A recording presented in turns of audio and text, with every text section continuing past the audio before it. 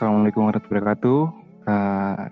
Kita dari kelompok 9 ingin mempresentasikan hasil diskusi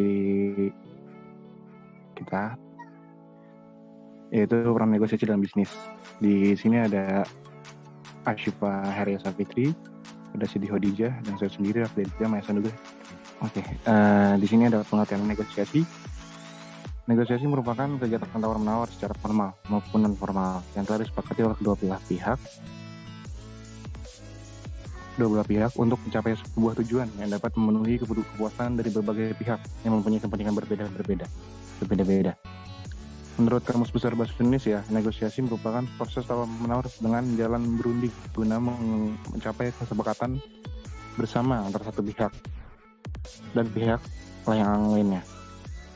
Adapun secara etimologis, kata negosiasi berasal dari bahasa Inggris yaitu to negotiate dan to be negotiating, yang artinya membicarakan, merundingkan, atau menawarkan. Dari kata tersebut kemudian memiliki turunan lain yaitu negotiation, yang artinya aktivitas membicarakan atau merundingkan sesuatu dengan pihak lain untuk mencapai kesepakatan. Negosiasi bisnis merupakan suatu keadaan di mana beberapa pihak saling bertransaksi untuk mempengaruhi rekan bisnis dalam kepentingan menjalankan bisnis yang mereka jalani. Dalam negosiasi bisnis juga bertujuan untuk mencari win solution agar semua pihak yang melakukan transaksi tersebut merasa diuntungkan, karena pada dasarnya semua pihak tidak ingin dirugikan. Beberapa pengertian negosiasi menurut Pak Hali, diantaranya menurut Hartman, negosiasi merupakan suatu proses komunikasi yang di mana dua pihak masing-masing dengan satu tujuan dan sudut pandang mereka sendiri berusaha akan mencapai kesepakatan yang memuaskan kedua belah pihak tersebut mengenai masalah yang sama. Menurut Casey, negosiasi ialah suatu proses di mana paling sedikit ada dua pihak dengan persepsi, kebutuhan, dan motivasi yang berbeda mencoba untuk bisa bersepakat tentang suatu hal demi kepentingan bersama. Selanjutnya, di sini ada tujuan negosiasi. Dalam proses negosiasi harus menghindari sikap atau tindakan yang dapat menimbulkan kerugian kedua belah pihak. Sebaiknya negosiasi dilakukan dengan santun dan kepala dingin agar negosiasi dalam berjalan dengan lancar sehingga dapat mencapai tujuan bersama. Tujuan dilakukan negosiasi sebagai berikut. Yang pertama, mencapai kesepakatan bersama yang memiliki kesamaan persepsi, pengertian, dan persetujuan. Yang kedua ada mencapai penyelesaian atau jalan keluar dari masalah yang ada. Dan yang ketiga ada mencapai kondisi saling menguntungkan sehingga tidak ada yang merasa dirugikan. Selanjutnya di sini ada manfaat dan fungsi negosiasi. Manfaat dalam negosiasi ialah untuk mempersatukan dan menganalisa perbedaan pendapat untuk mencari jalan keluar bersama. Manfaat tersebut untuk menghindari hal-hal negatif yang akan terjadi nanti di kemudian hari. Sehingga dalam bernegosiasi dapat memperoleh berbagai manfaat untuk berbagai pihak.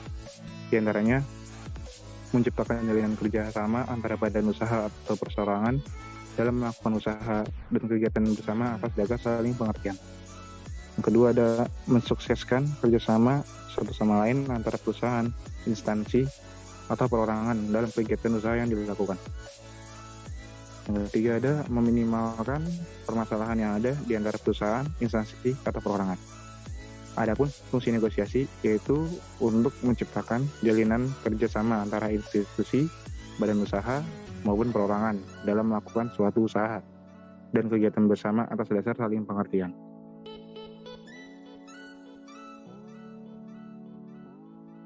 Ya, selanjutnya ada macam-macam negosiasi dalam bisnis. Yang pertama ada negosiator curang, di mana tipe ini akan berusaha memenangkan kesepakatan dengan berbagai macam cara yang licik. Ini adalah salah satu hal yang kurang bagus dan etis ketika diterapkan dalam dunia bisnis. Yang kedua ada negosiator profesional, yaitu seorang negosiator yang profesional akan tahu apa yang sedang dinegosiasikan dan tahu bagaimana memperoleh apa yang diinginkannya. Yang ketiga ada negosiator bodoh, yaitu seorang negosiator yang bodoh cenderung menghendaki kekalahan untuk kedua belah pihak. Yang penting baginya tidak ada yang menang dalam negosiasi. Dan yang keempat, ada negosiator naif. Pada umumnya, ini adalah negosiator yang tidak memiliki sikap bernegosiasi, tidak tahu pokok persoalan yang akan dinegosiasikan, bahkan cenderung percaya begitu saja pada pihak lawan negosiasinya. Terakhir, kesimpulan, jadi proses negosiasi selalu melibatkan dua orang atau lebih yang saling bernegosiasi, mencari suatu kesepakatan kedua belah pihak, dan mencapai tujuan yang dikehendaki bersama antara pihak yang terlibat dalam negosiasi. Adapun peran negosiator dalam bernegosiasi adalah menjadi perantara atau pihak ketiga yang berada di tengah-tengah kedua belah pihak yang bersangkutan dalam hal bernegosiasi. Seorang negosiator dapat melakukan berbagai peran penting dalam bernegosiasi, di antara lain berperan sebagai seorang pemimpin, faktual, analitis, relasional, dan intuitif.